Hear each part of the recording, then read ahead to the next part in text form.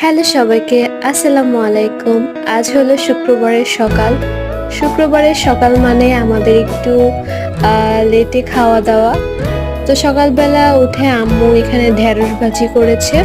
আর সামনেই হয়তো কোনো একজনের স্বপ্ন পূরণ হচ্ছে।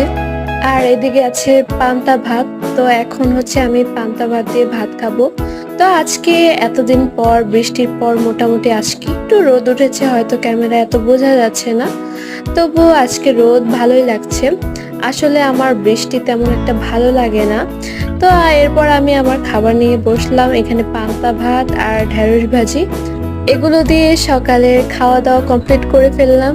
তো দুপুরবেলা হচ্ছে আমাদের বাসায় স্পেশাল কিছু তো আছেই, সেটা না হয় আরেকদিন দেখাবো কি থাকে আমাদের মেনুতে। তো এই যে হুট করে সকাল থেকে বিকেলে চলে আসলাম, তো বিকালবেলা সূর্য ডোবার আগ মুহূর্ত।